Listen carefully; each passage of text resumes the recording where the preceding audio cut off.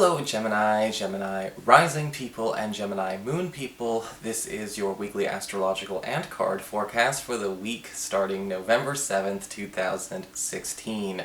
Quick reminder for you guys, your monthly astrology for November is up, so if you are curious about the big monthly trends of November, you can find that out on the playlist on the main channel page.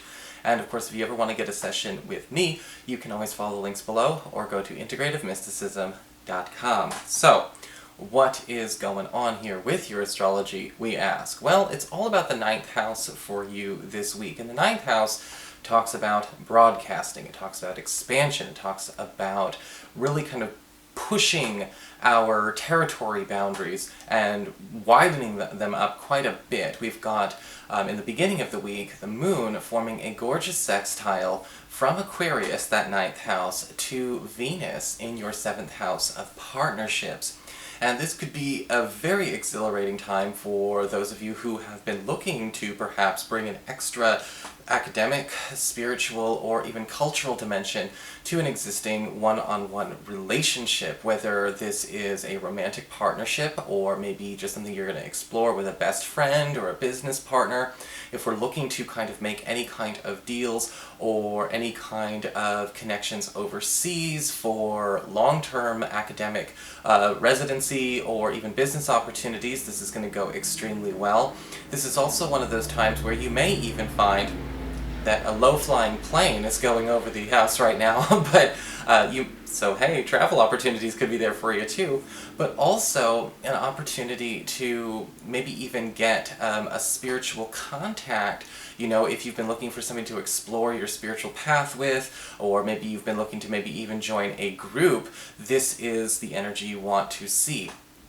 Later on in the week, we've got Mars, the planet of action and energy, going into this very same area, into Aquarius, and where it will stay for about a month and a half. And this definitely talks a lot more about more aggressive opportunities to campaign yourself, especially for those of you that are looking to promote a website or a creative project.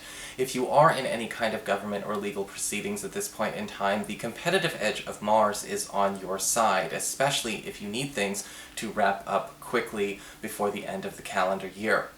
So, what is going on with your cards this week, we must ask then?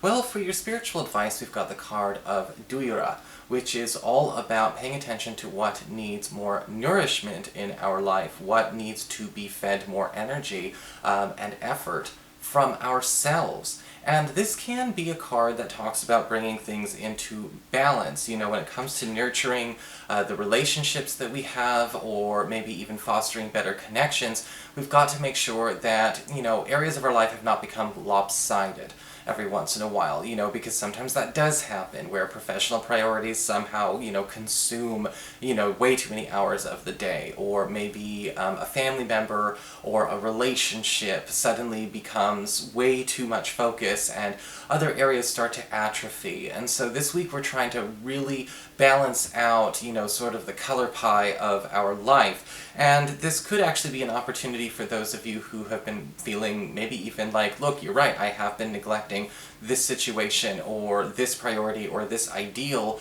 or maybe even this person because this other thing has been taking up way too much of my time. This other thing has become too high maintenance, too energy consuming. So if we're looking to kind of pull that back and redistribute, if we've been meaning to do that, this is the week where we're finally going to make that move. For your Earth sector, when it comes to your work and your finances, we do have the Queen of Pentacles upright, which is one of the best cards you can get when it comes to the money sector, because this does indicate a great deal of support coming from a potential long-term professional ally. This could actually be even a new boss for those of you who are looking for new work. A clue that I would give you when it comes to the Queen of Pentacles upright is to make sure that you understand that even smaller businesses or independently run businesses are viable, okay? Sometimes the smaller businesses treat you better than the bigger businesses. And this week, you know, if you're sending out applications, you're looking to kind of get a job at a firm or a different corporation or an LLC or something like that, something that might be more independently run is going to be a much more viable long-term opportunity for you. But the Queen of Pentacles is also talking about actually cementing a new income stream in general, whether this is something that is a supplement or the new primary source of income. That depends on your unique situation, of course. These are just general readings. But with the Queen of Pentacles upright, we usually do see something that is intended to last the test of time.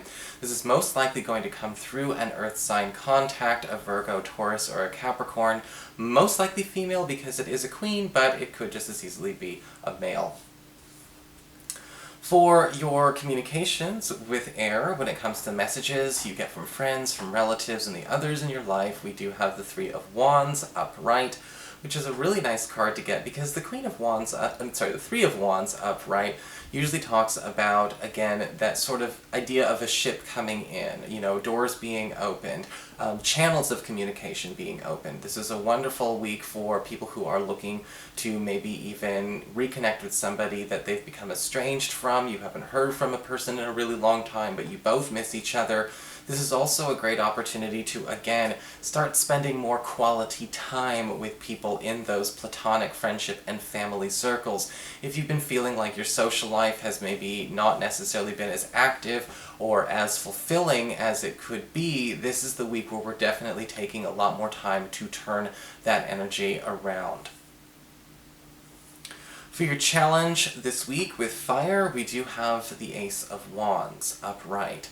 Now, as a challenge, the Ace of Wands upright can talk a lot about making sure that, even if we may have all the creative ideas in the world, and all the energy in the world, and all the stimulation, do we have the intellectual and practical savvy to bring something forth into being?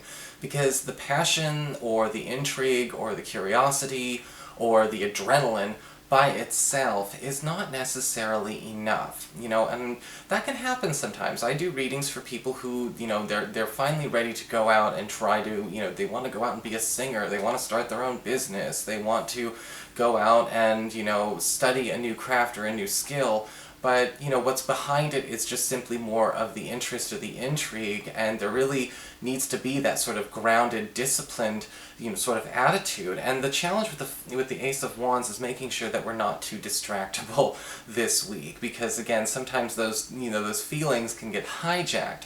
However, with the Ace of Wands upright, it is talking about making sure that we are indulging, more of our creative, more of our artistic side, more of our spiritual side this week. Because if that is what one of the things that the Doer card is saying is atrophying a little bit, that kind of mental stimulation can actually do wonders in terms of actually even invigorating, more of a zest or a passion for other areas of our life. Sometimes finding something else to do can make us better at the thing that we do too much. What I always tell people, it's like drawing, or playing Magic the Gathering, or hiking, or doing basically anything else actually does make my readings better. If I did just readings 24/7, they would suck. For your emotions with water and your romantic life, we do have the Queen of Swords inverted. And this card can present a challenge when it comes to, dealing with issues that people are not letting go. And this might be an issue with a crush, this might be something within yourself, this might be something within a partner. If this is not between you and a partner, this could just as easily be with a child that the two of you have. Because the Queen of Swords inverted can always talk a lot about a grudge, and sometimes these grudges, become habits or even personality traits. With the Queen of Swords inverted for single people, I want you to be careful about somebody who is just sort of making a persona of jadedness. Sometimes that can happen. Sometimes they're like, well, that's who I am. I got burned and now I'm going to be this person for the rest of my life. Well, no, that person's just a quitter. And I think that, you can help that person out if you want, but you might not want to start your relationship with a new person, on the grounds of them being sort of like a cause or a project.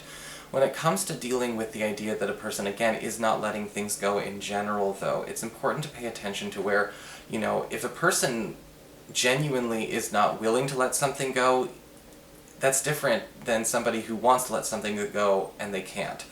One you can work with, one you cannot, and there's only so much energy you can throw at that.